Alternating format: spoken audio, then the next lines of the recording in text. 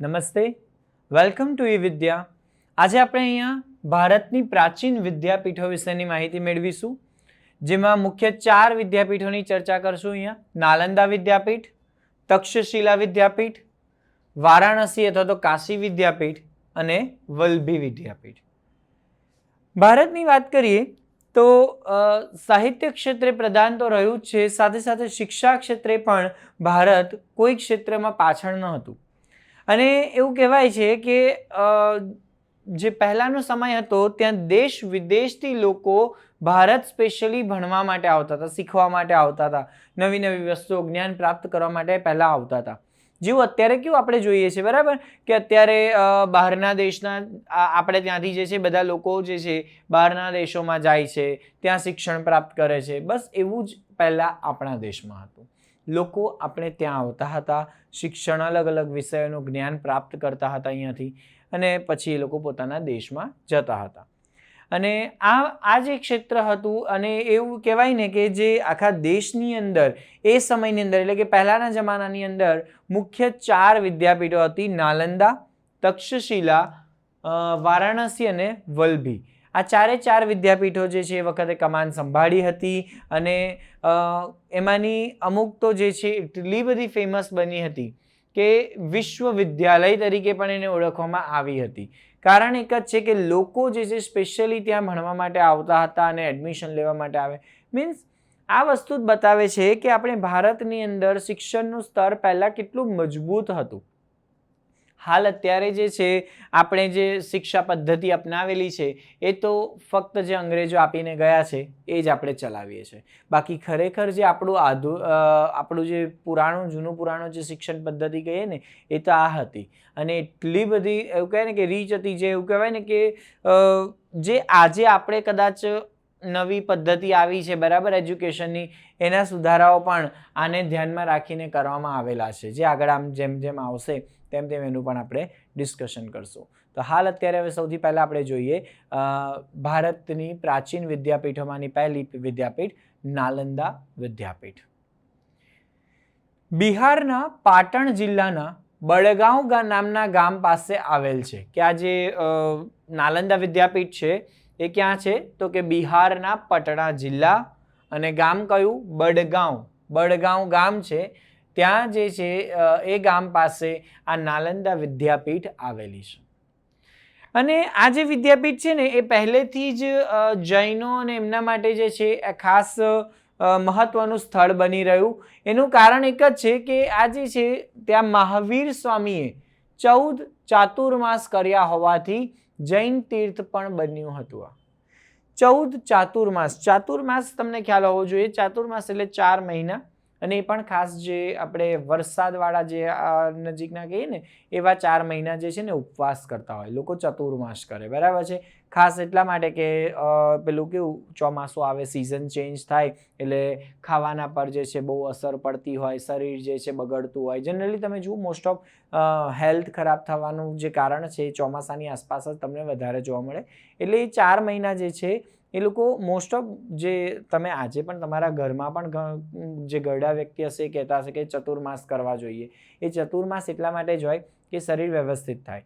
અને ભગવાન જે મહાવીર સ્વામી જે કહીએ છીએ એ મહાવીર સ્વામીએ 14 ચાતુર્માસ કર્યા હતા, એટલે કે 14 વર્ષ જે છે ચતુર્માસ એમને ત્યાં પાલન કર્યા હતા. અને એટલા માટે જ એ જગ્યા આજની તારીખમાં પણ જૈનો માટે જે છે એ પવિત્ર તીર્થ સ્થળ સ્વરૂપે ગણવામાં આવે છે. ને એટલે જ જૈનો માટે એ સ્થળ જે છે નાલંદા વિદ્યાપીઠ વાળું સ્થળ જે છે એ ખૂબ મહત્વનું છે.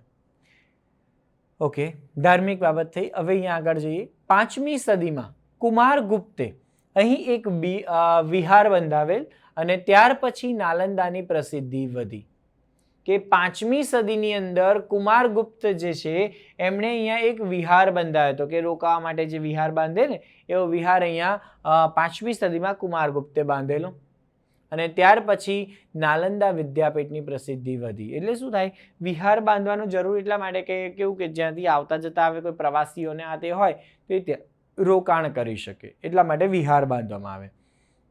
જેને આપણે આજની ભાષામાં ધર્મશાળાઓ નથી કહેતા, બસ એ ટાઈપનું, બરાબર. કે ભાઈ તમે કોઈ જગ્યાએ જઈ રહ્યા છો ને ત્યાં વચ્ચે કંઈક રોકાવું છે તો એ જગ્યાએ તમે રોકાઈ શકો આરામથી. અને એવું અહીંયા જે છે 5મી સદીના કુમારગુપ્તે એક વિહાર બંધાવ્યું હતું અને ત્યાર પછી નાલંદાની પ્રસિદ્ધિ જે છે વધતી ગઈ. અહીં હજારો હસ્તલિખિત ગ્રંથોના અમૂલ્ય ભંડારો હતા કે આ નાલંદા વિદ્યાપીઠની અંદર હજારો હસ્તલિખિત ગ્રંથ હાથથી લખેલા જે પુસ્તકો હોય ને હસ્તલિખિત ગ્રંથો કહેવાય ને, એવા હજારો ગ્રંથો ત્યાં ભંડારમાં હતા નાલંદા વિદ્યાપીઠની અંદર.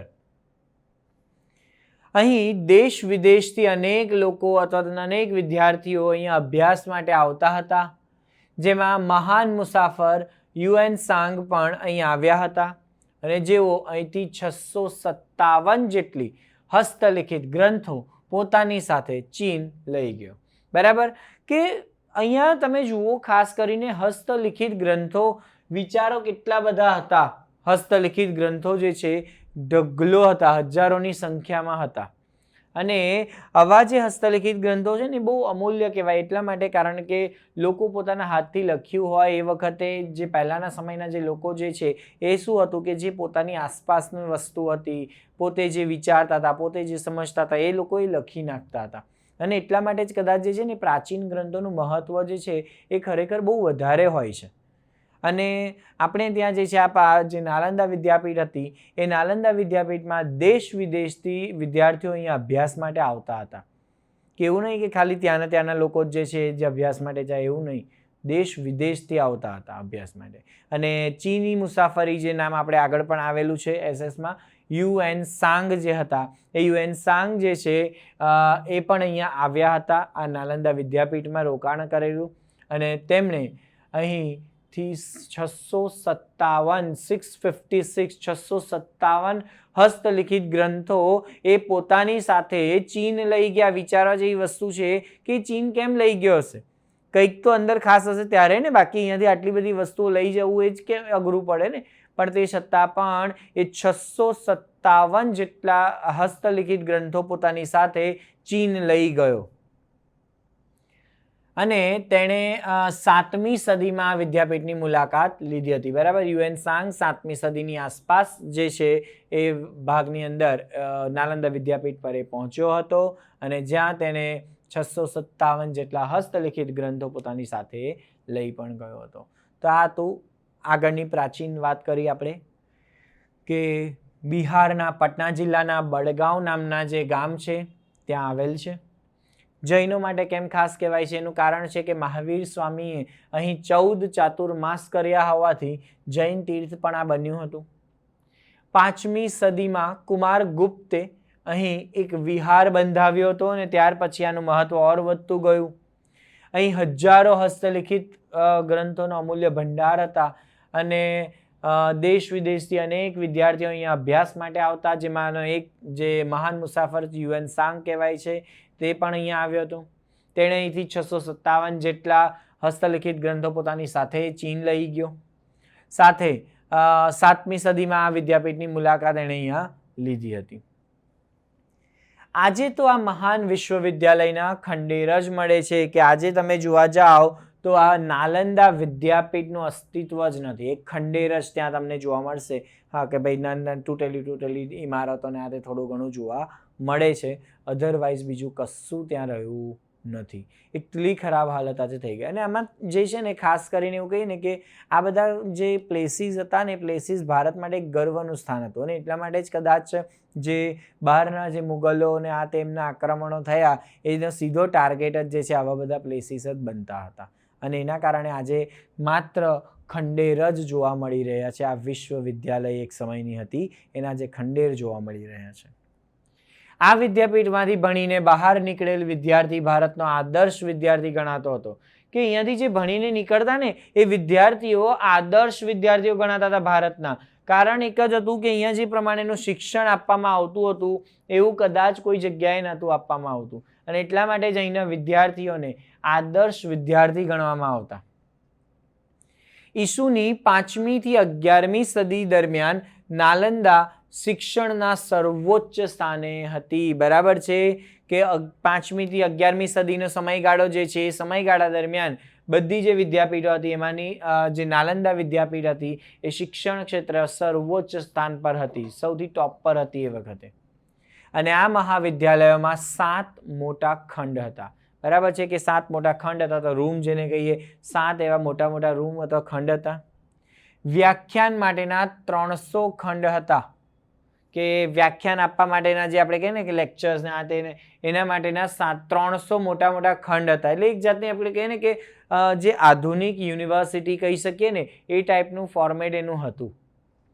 અને વિદ્યાર્થીઓના રહેવા માટે અહીંયા ખાસ મઠો પણ બાંધવામાં આવ્યા હતા, લાઈક આપણે હોસ્ટેલ જેને કહીએ છીએ એ ટાઈપનું, પણ એ લોકો માટે પહેલાં મઠ, કારણ કે આ બધું જે છે જૈન ને બૌદ્ધ ધર્મનો વધારે પ્રભાવ ત્યાં હતો, એટલા માટે જે વિદ્યાર્થીઓને રહેવા માટે ત્યાં ખાસ મઠ બાંધવામાં આવેલા હતા. વિદ્યાપીઠનો નિર્વાહ એ દાનમાં મળેલ ગામની આવકમાંથી થતો હતો. કે આમાં શું હતું કે જે આ નાલંદા વિદ્યાપીઠ બની હતી ને ત્યારે ઘણા બધા ગામોના દાન જે છે મહારાજાઓ કર્યા હતા, કે ભાઈ રાજા મહારાજાઓ હોય એ પોતાના બાળકને ભણવા મોકલે અને પછી જે એના નિભાવ ખર્ચ માટે એ લોકો શું કરે, ગામોના ગામો દાન આપે, અને એ ગામોમાંથી જે આવક થતી એ આવકથી આ નાલંદા વિદ્યાપીઠનું કામકાજ આખું ચાલતું હતું. અને વિદ્યાપીઠનો ગ્રંથાલયવાળો વિસ્તાર જે છે એ ધર્મગંજ તરીકે ઓળખાતો હતો. સ્પેશિયલી કે જે ગ્રંથાલયવાળો એટલે કે લાઇબ્રેરીવાળો જે વિસ્તાર હોય ને એને ધર્મગંજ તરીકે ઓળખાતો હતો. મીન્સ આ વિચારો કે 5મી થી 11મી સદી દરમિયાન જે છે આ નાલંદા વિશ્વવિદ્યાલય કહેવાતી હતી, અને આજે તમે જોવા જાઓ છો તો માત્ર એના ખંડેર જ જોવા મળે છે. આ થયું નાલંદા વિદ્યાપીઠ. ક્યાં આવેલી છે? બિહારના પટણા જિલ્લાના બળગાંવ નામના ગામ પાસે આવેલી છે. અને આ જૈનો માટે કેમ મહત્વનું પ્લેસ છે? કારણ કે મહાવીર સ્વામીએ અહીંયા 14 જે છે ચાતુર્માસ ઉપવાસ કર્યા હતા, અને એટલા માટે આ જૈનોનું એક તીર્થ તરીકે પણ ઉભરી આવ્યું હતું. 5મી સદીમાં કુમારગુપ્તે અહીંયા એક વિહાર બંધાવ્યો હતો, અને ત્યાર પછી એનો વિકાસ થયો, પ્રસિદ્ધિ વધી. અહીંયા હજારો હસ્તલિખિત ગ્રંથો હતા, અને દેશ વિદેશથી લોકો અહીંયા વિદ્યાર્થીઓ અહીંયા અભ્યાસ માટે આવતા. મહાન મુસાફર યુએન સાંગ જે છે એ પણ અહીંયા આવ્યા હતા, અને એમને અહીંયાથી 657 જેટલા હસ્તલિખિત ગ્રંથોએ પોતાની સાથે ચીન લઈ ગયા હતા. સાથે તેમણે 7મી સદીમાં જ અહીંયા મુલાકાત કરી હતી. આજે તો આ મહાન વિશ્વવિદ્યાલયના માત્ર ખંડેર જોવા મળે છે, જેમાંથી આ વિદ્યાપીઠમાંથી જે ભણીને બહાર નીકળતા વિદ્યાર્થીઓ હતા એ ભારતના આદર્શ વિદ્યાર્થીઓ કહેવાતા હતા. આ સાથે સાથે ઈસુની 5મી થી 11મી સદી દરમિયાન નાલંદા એ શિક્ષણના સર્વોચ્ચ સ્થાને હતું, કે સૌથી ટોપ મોસ્ટ પર હતું આ. અને આ મહાવિદ્યાલયમાં 7 મોટા ખંડ હતા. વ્યાખ્યાન માટેના 300 ખંડ હતા. વિદ્યાર્થીઓને રહેવા માટે ખાસ મઠ બાંધવામાં આવ્યા હતા, અને વિદ્યાપીઠનો નિર્વાહ એ દાનમાં મળેલા જે ગામ હતા એની આવકમાંથી થતા હતા. વિદ્યાપીઠનો જે ગ્રંથાલયવાળો વિસ્તાર હતો એને ધર્મગંજ તરીકે ઓળખાતો હતો. ઓકે, તો આ હતું નાલંદા વિદ્યાપીઠ, નાલંદા વિશ્વવિદ્યાલય તરીકે પણ એને ઓળખાય છે. ત્યારબાદ હવે નંબર 2 પર છે તક્ષશિલા વિદ્યાપીઠ. નાલંદા અને તક્ષશિલા જે છે એ લગભગ સમાન સમયની અંદર જ અવેલેબલ હતા, અને એકબીજા વચ્ચે કોમ્પિટિશનને આ પણ તમને જોવા મળશે. સાથે સાથે એવી જ રીતે અહીંયા જે વલ્લભી વિદ્યાપીઠ છે એનું પણ નાલંદા જોડે જે છે સીધી સ્પર્ધા થતી હતી. જોઈએ હવે તક્ષશિલા વિદ્યાપીઠ વિશે.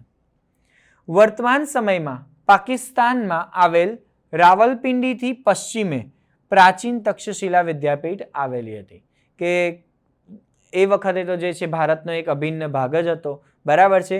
પણ હાલ જોવા જઈએ તો પાકિસ્તાનના રાવલપિંડીથી પશ્ચિમે થોડા જાઓ ત્યાં પ્રાચીન તક્ષશિલા વિદ્યાપીઠ આવેલી જોવા મળશે. અને આ વિદ્યાપીઠમાં 64 વિદ્યાનું શિક્ષણ અપાતું હતું. વિચારો કે આપણે તો અત્યારે જે છે માત્ર 7 વિષયો ભણાવીએ છીએ, બરાબર છે, શાળાની અંદર 7 વિષય, એ પણ ગણિત, વિજ્ઞાન, સમાજ, ઇંગ્લિશ, ગુજરાતી, હિન્દી, પતી ગયું. એના સિવાયનું નોલેજ કશું જ નથી.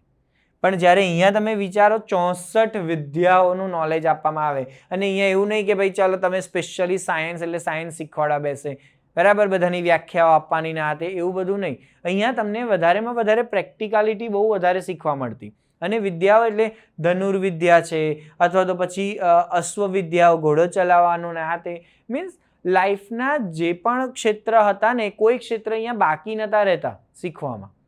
એટલે આ રીતનું પ્રેક્ટિકલ જ્ઞાન એ સમયે અપાતું હતું. અને અત્યારે જઈને હવે થોડું આપણાવાળા જે છે ભારતના લોકોને એ ખ્યાલ આવે છે કે આ શિક્ષણ બેસ્ટ હતું, આ પદ્ધતિ બેસ્ટ હતી.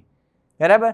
તો આમ આ વિદ્યાપીઠની અંદર 64 વિદ્યાનું શિક્ષણ અપાતું હતું. મોટાભાગના વિદ્યાર્થીઓ ગુરુના આશ્રમમાં રહીને અભ્યાસ કરતા હતા. લાઈક પહેલાં આપણે જે ગુરુ શિષ્ય પ્રણાલી હતી એ પ્રમાણે કે ગુરુના આશ્રમ હોય ત્યાં જ રહી અને એ લોકો ભણતા હતા, ત્યાં જ રહીને એ લોકો શીખતા હતા. અને આમાં કેવું થાય કે આ જે તક્ષશિલા હતી એ તક્ષશિલાની અંદર વિવિધ જે આચાર્ય કહીએ ને આચાર્ય અલગ અલગ હતા અને એમના જે મઠ બાંધવામાં આવે. હવે સપોઝ હું એક આચાર્ય હોઉં તો મારા હાથ નીચે 10 વિદ્યાર્થીઓ હોય ને એ મારી જોડે આસપાસ જ રહે અને હું જે કહું એ જ એ લોકોએ માનવાનું, એવી રીતે કામકાજ મીન્સ આ થતું હતું. તો મોટાભાગના વિદ્યાર્થીઓ એ ગુરુના આશ્રમમાં રહીને જ અભ્યાસ કરતા હતા. ભગવાન બુદ્ધના શિષ્ય જીવકે અહીં આયુર્વેદના પાઠ શીખ્યા હતા. કે જે ભગવાન બુદ્ધનો એક મહાન શિષ્ય કહેવાય છે જીવક, એ જીવકે આયુર્વેદના પાઠ પણ આ તક્ષશિલામાંથી શીખ્યા. તથા અર્થશાસ્ત્રના કર્તા કૌટિલ્યએ પણ અહીંયાથી જ અભ્યાસ કર્યો હતો એવું માનવામાં આવે છે.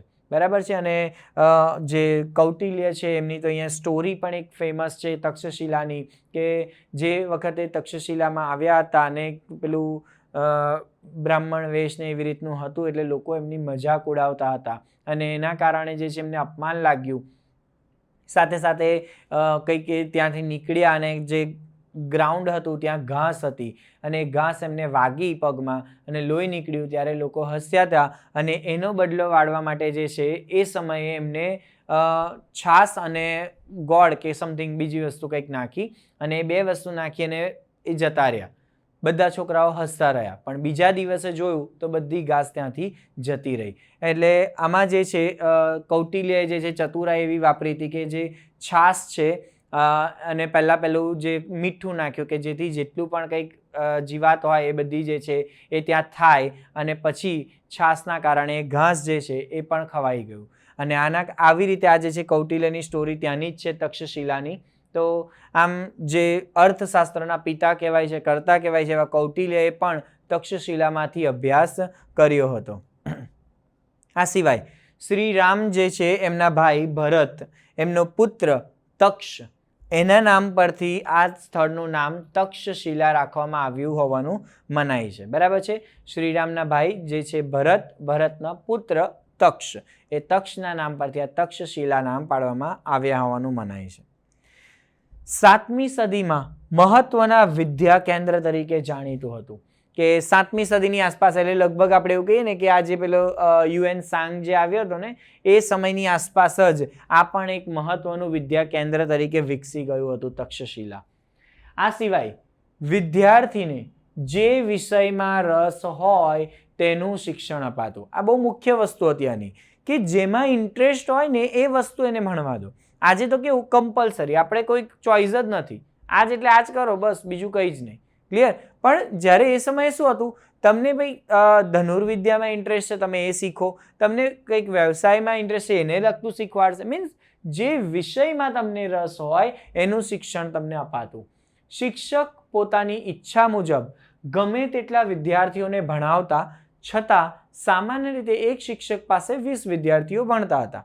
કે આમ તો કેવું કે દરેક શિક્ષક જે આચાર્ય જે હોય એ પોતાની કેપેસિટી પ્રમાણે વિદ્યાર્થીઓને લેતા, તોય છતાં પણ સામાન્ય રીતે એક શિક્ષક પાસે લગભગ 20 વિદ્યાર્થીઓ ભણતા હતા. આવી રીતની સિચ્યુએશન હતી અને ખરેખર એક આઈડિયલ સિચ્યુએશન પણ કહેવાય કે એક શિક્ષક 20 વિદ્યાર્થીઓ આરામથી હેન્ડલ કરી શકે. બરાબર. પછી એનાથી વધારે થાય તો પ્રોબ્લેમો થતી હોય છે, આપણે જોઈએ જ છે. બરાબર. તો આ સ્થિતિ એ સમયે હતી કે શિક્ષક પોતાની ઈચ્છા મુજબ ગમે તેટલા વિદ્યાર્થીઓ ભણાવતા, છતાં પણ સામાન્ય રીતે એક શિક્ષક પાસે 20 વિદ્યાર્થીઓ ભણતા. વારાણસી, રાજગૃહ, મિથિલા, ઉજ્જૈન જેવા દૂર દૂરના નગરોથી વિદ્યાર્થીઓ અહીંયા ભણવા માટે આવતા.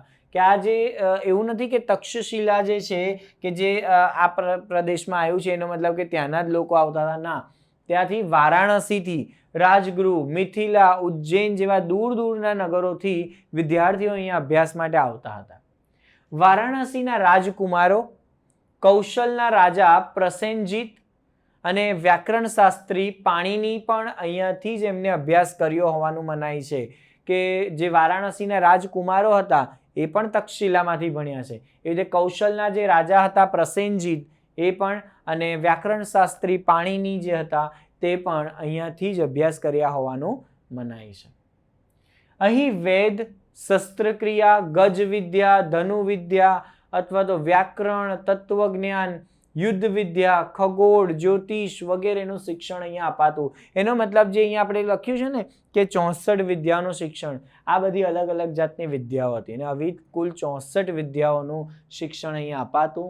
ખાસ કરીને વેદનું શિક્ષણ, બરાબર, શસ્ત્રક્રિયા, ગજવિદ્યા, ધનુવિદ્યા, વ્યાકરણ, તત્વજ્ઞાન અથવા યુદ્ધ વિદ્યા, ખગોળ, જ્યોતિષ, વાસ્તુ, આ બધાનું નોલેજ એમને આપવામાં આવતું હતું. અને અહીં ચંદ્રગુપ્ત મૌર્યના ગુરુ ચાણક્ય અને ખુદ ચંદ્રગુપ્ત મૌર્યએ પણ શિક્ષણ અહીંયા લીધું હતું. કે તક્ષશિલામાંથી ચાણક્ય અને ચંદ્રગુપ્ત બંનેવે અહીંયાથી શિક્ષણ પ્રાપ્ત કર્યું હતું. અને ગુરુ શિષ્યની જે એ પેર છે ચાણક્ય ચંદ્રગુપ્ત, એ હંમેશા માટે અજર અમર કહેવાય છે, બરાબર છે. કારણ એ જે બુદ્ધિ પ્રદર્શન અને જે આપણે કહીએ ને કે જે ચંદ્રગુપ્ત મૌર્યના જે ગુરુ હતા ચાણક્ય, એ ચાણક્યનું બુદ્ધિ પ્રદર્શન એટલું સરસ હતું અને જે ચંદ્રગુપ્ત મૌર્ય હતો એનું ગુરુ પ્રત્યેની જે ભાવના હતી કે જે કે એ પ્રમાણે કામ કરતા હતા, આ બેના કારણે બંને જે છે આજની તારીખમાં પણ ફેમસ છે. અને એ બંને શિક્ષણ પણ જે છે તક્ષશિલામાંથી જ પ્રાપ્ત કર્યું હતું. તો તક્ષશિલા વિદ્યાપીઠ જે હાલ પાકિસ્તાનના રાવલપિંડીથી પશ્ચિમે થોડા જઈએ ત્યાં પ્રાચીન તક્ષશિલા આવેલી હતી. 64 વિદ્યાનું શિક્ષણ આપતું હતું, અહીંયા અપાતું હતું. મોટાભાગના વિદ્યાર્થીઓ ગુરુના આશ્રમમાં રહીને અભ્યાસ કરતા. ભગવાન બુદ્ધના શિષ્ય જીવકે અહીંયા આયુર્વેદના પાઠ શીખ્યા. અર્થશાસ્ત્રના જે કરતા હતા કૌટિલ્ય, એમને પણ અહીંયાથી અભ્યાસ કર્યો. શ્રી રામના ભાઈ જે છે ભરતના પુત્ર તક્ષ, એના ઉપરથી આ સ્થળનું નામ પડ્યું હોવાનું મનાય છે. 7મી સદીમાં મહત્વનું વિદ્યા કેન્દ્ર તરીકે ઉભરી આવ્યું. સાથે વિદ્યાર્થીઓને જે વિષયમાં રસ હોય તે વિષય અહીંયા ભણાવવામાં આવતા. શિક્ષક પોતાની ઈચ્છા મુજબ ગમે તેટલા વિદ્યાર્થીઓને ભણાવવા છતાં પણ સામાન્ય રીતે એક શિક્ષક પાસે 20 વિદ્યાર્થીઓ રહેતા. વારાણસી, રાજગૃહ, મિથિલા, ઉજ્જૈન જેવા દૂર દૂરના નગરોથી વિદ્યાર્થીઓ અભ્યાસ માટે આવતા. અને વારાણસીના રાજકુમાર હોય, કૌશલના રાજા પ્રસેનજીત હોય, વ્યાકરણ શાસ્ત્રી પાણીની, આ બધા અહીંયાથી અભ્યાસ કર્યો છે.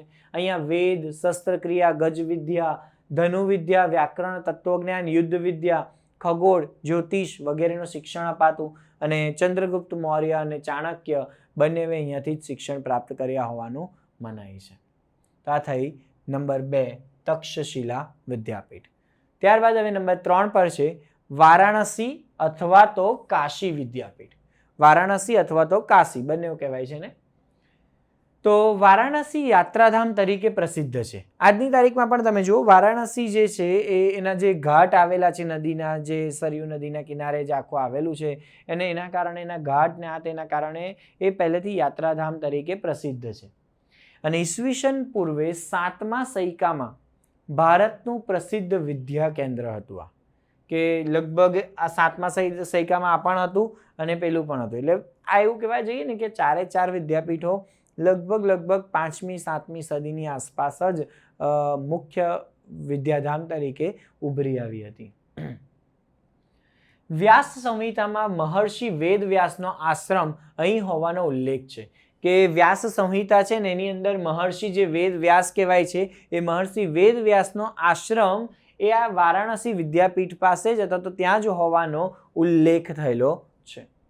અને ભગવાન બુદ્ધે પોતાના મતના પ્રચાર પ્રસાર માટે વારાણસી પર પસંદગી ઉતારી હતી. કે ભગવાન બુદ્ધ જે છે એમને પોતાના જે વિચારો હતા એ વિચારોને પ્રચાર કરવા માટે એમને સૌથી પહેલી શરૂઆત જે છે એ વારાણસીથી જ કરવામાં આવી હતી.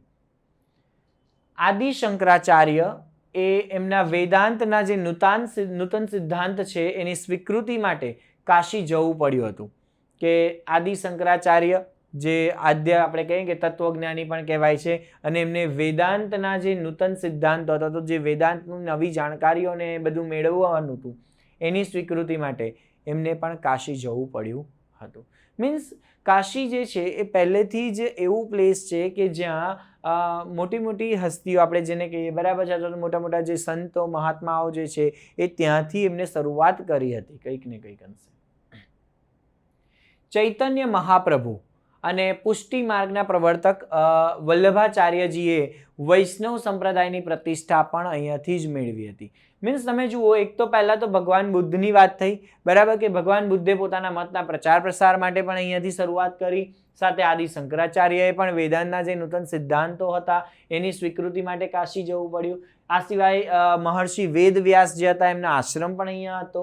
ચૈતન્ય મહાપ્રભુ પુષ્ટિ માર્ગ જે પ્રવર્તક વલ્લભાચાર્યજી હતા એમને અને વૈષ્ણવ સંપ્રદાયની જે પ્રતિષ્ઠા હતી એ પણ વારાણસીથી જ પ્રાપ્ત થઈ હોવાનું માનવામાં આવે છે. અહીંયા અન્ય રાજાના રાજકુમારો ઉચ્ચ શિક્ષણ માટે આવતા, કે અલગ અલગ રાજ્યોના જે રાજકુમારો હતા એ લોકો શિક્ષણ માટે, ઉચ્ચ શિક્ષણ માટે એ લોકોને અહીંયા મોકલવામાં આવતા હતા.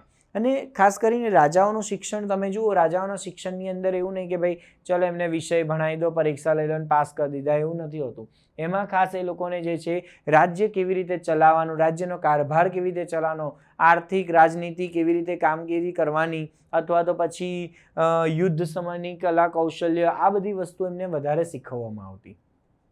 તો આમ અન્ય રાજાના રાજકુમારો પણ જે છે ઉચ્ચ શિક્ષણ માટે કાશી વિદ્યાપીઠ હતો તો વારાણસી વિદ્યાપીઠ આવતા.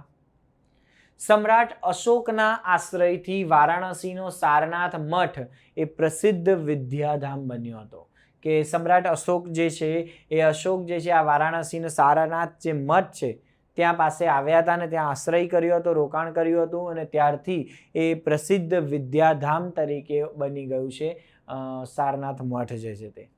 તો આ થયું વારાણસી અથવા તો કાશી વિદ્યાપીઠ, કે વારાણસી જે છે એ યાત્રાધામ તરીકે પ્રસિદ્ધ છે. અને ઈસવીસન પૂર્વે 7મા સૈકાની અંદર વાત કરીએ તો ભારતનું આ પ્રસિદ્ધ વિદ્યાધામ હતું, વિદ્યા કેન્દ્ર હતું. વ્યાસ સંહિતામાં મહર્ષિ વેદવ્યાસનો આશ્રમ અહીં હતો. સાથે ભગવાન બુદ્ધે પણ પોતાના મતના પ્રચાર પ્રસારની શરૂઆત જે વારાણસી પર પસંદગી ઉતારી હતી. આદિ શંકરાચાર્યએ વેદાંતના નૂતન સિદ્ધાંતની જે સ્વીકૃતિ માટે કાશી જવું પડ્યું હતું. ચૈતન્ય મહાપ્રભુ અને પુષ્ટિ માર્ગના પ્રવર્તક એવા વલ્લભાચાર્યજી એમને પણ વૈષ્ણવ સંપ્રદાયની પ્રતિષ્ઠા અહીંયાથી જ મેળવી. અન્ય રાજાના રાજકુમારોએ પણ અહીંયાથી ઉચ્ચ શિક્ષા પ્રાપ્ત કરવા માટે આવતા અને સમ્રાટ અશોકના આશ્રયથી વારાણસીનો સારનાથ મઠ એ પ્રસિદ્ધ વિદ્યા કેન્દ્ર અથવા વિદ્યાધામ બન્યો હતો. આ થયું નંબર 3 વારાણસી વિદ્યાપીઠ. અને હવે છેલ્લી વિદ્યાપીઠ છે વલ્લભી વિદ્યાપીઠ. વલ્લભી વિદ્યાપીઠ એ ગુજરાતમાં આવેલી હતી, જે 7મી સદીમાં ગુજરાતનું પ્રસિદ્ધ વિદ્યાધામ હતું. તમે જુઓ અહીંયા બધી આ 3 આગળની વિદ્યાપીઠો જોઈને બધી જ આપણે જનરલી ઉત્તર પૂર્વીય ભારતને હતી, બરાબર છે. આ જે છે નાલંદા એ બિહાર પટના જિલ્લાની, તક્ષશિલા લગભગ પાકિસ્તાન રાવલપિંડીની પાસેની, ત્યારબાદ જે ત્રીજી આપણે જોઈએ વારાણસી, તો વારાણસી જે છે તે એ બાજુ સાઈડની જ આવી. મીન્સ તમે જુઓ બધી જ એ બાજુ નથી, ખાલી એક માત્ર ગુજરાતની હતી, તે હતી વલ્લભી વિદ્યાપીઠ, જે 7મી સદીમાં ગુજરાતનું પ્રસિદ્ધ વિદ્યાધામ હતું. અને વલ્લભીને પ્રસિદ્ધ બનાવવામાં મૈત્રક વંશના શાસકો અને નાગરિકોનો સૌથી મોટો ફાળો રહ્યો હતો. કે જે મૈત્રક વંશના શાસકો, રાજાઓ, નાગરિકો હતા એ લોકોએ આ વલ્લભી વિદ્યાપીઠને વધારે પ્રસિદ્ધ બનાવવાનું કામકાજ એમને કર્યું હતું.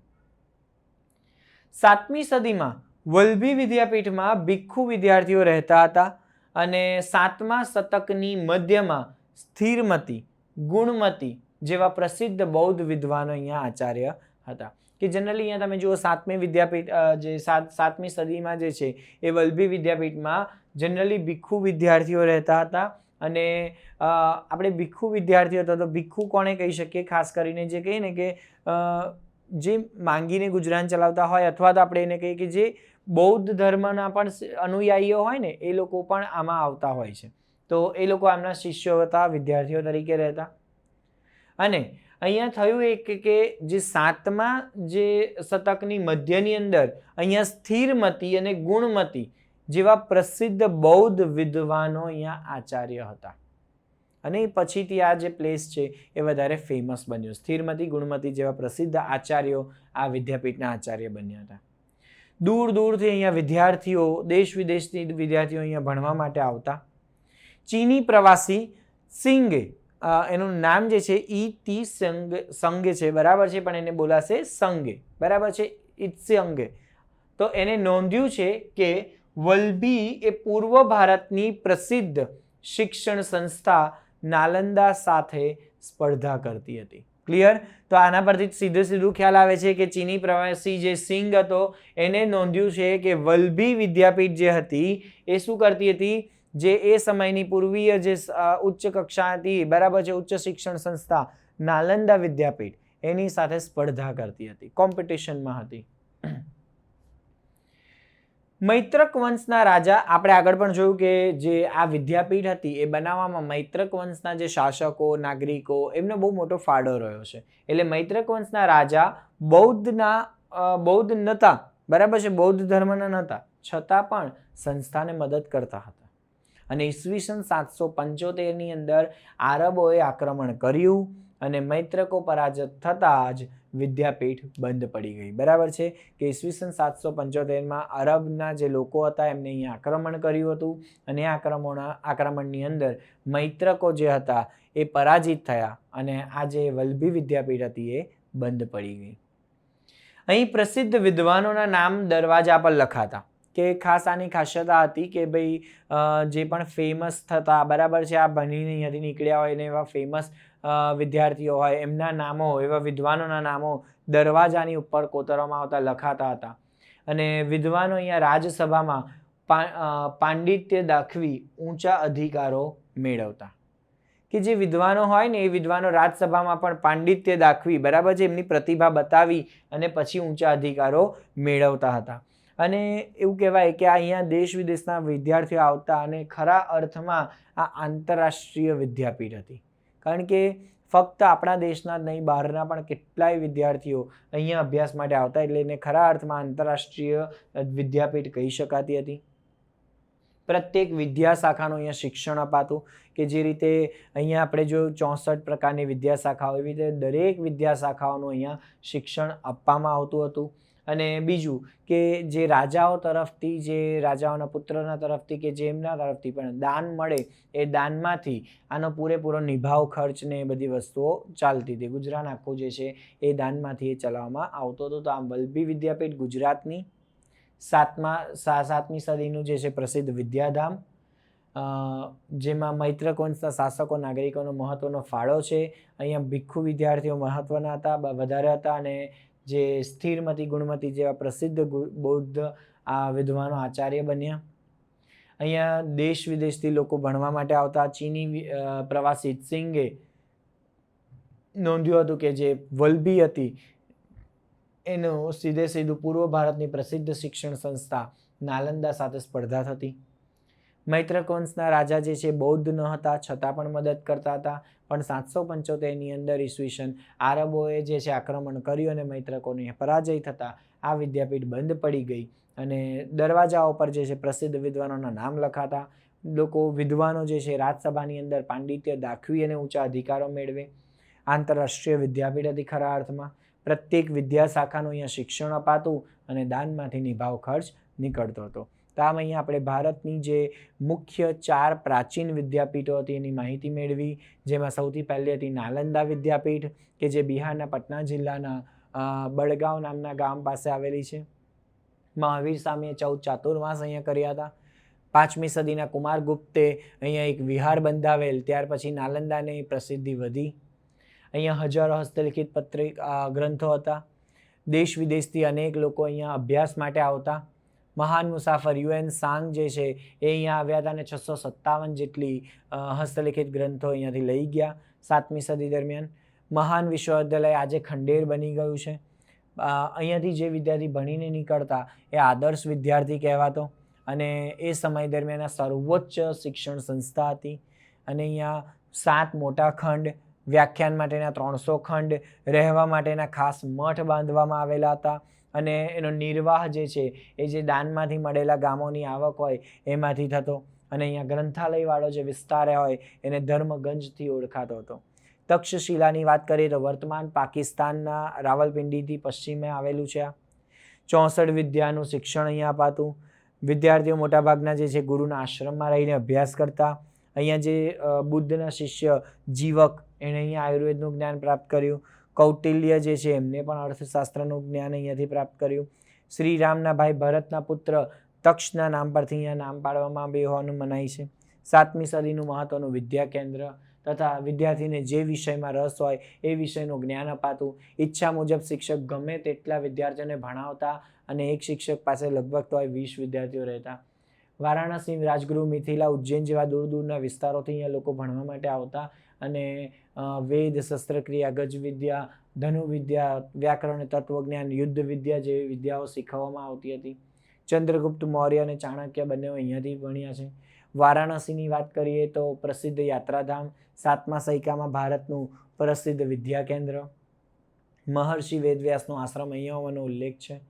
ભગવાન બુદ્ધે પણ પોતાના મતના પ્રચાર પ્રસાર માટેની વારાણસી પર પસંદગી ઉતારી હતી. આદિ શંકરાચાર્યએ વેદાંતના જે નૂતન સિદ્ધાંત છે એની સ્વીકૃતિ માટે કાશી જવું પડ્યું હતું. ચૈતન્ય મહાપ્રભુ પૃષ્ટિમાર્ગ પ્રવર્તક વલ્લભાચાર્યજીએ પણ વૈષ્ણવ સંપ્રદાયની પ્રતિષ્ઠા અહીંયાથી મેળવી. અન્ય રાજાઓના રાજકુમારો અહીંયા આવતા હતા અને સારનાથ મઠ જે છે એ પ્રસિદ્ધ વિદ્યાધામ બન્યો હતો. વલ્લભી વિદ્યાપીઠની વાત કરીએ, ગુજરાતનું એક 7મી સદીનું પ્રસિદ્ધ વિદ્યાધામ જેમાં મૈત્રક વંશના શાસકો અને નાગરિકોનો મહત્વનો ફાળો હતો, જ્યાં મુખ્યત્વે ભિક્ષુ વિદ્યાર્થીઓ હતા અને 7મી સદીમાં સ્થિરમતી, ગુણમતી જેવા પ્રસિદ્ધ બૌદ્ધ વિદ્યાનો તેમના આચાર્ય બન્યા. દૂર દૂરથી અહીંયા વિદ્યાર્થીઓ આવતા હતા અને સિંગ નામના જે ચીન પ્રવાસી હતા એને નોંધ્યું હતું કે વલ્લભી એ નાલંદા સાથે સ્પર્ધા કરે છે અને મૈત્રક વંશના રાજા બૌદ્ધ ન હોવા છતાં પણ સહાય કરતા સંસ્થાને. પણ 775માં આરબોએ આક્રમણ કરતા મૈત્રકો હારતા પરાજિત થતા વિદ્યાપીઠ બંધ થઈ ગઈ. પણ પ્રસિદ્ધ વિદ્વાનોના નામો જે છે દરવાજાઓ પર લખાતા.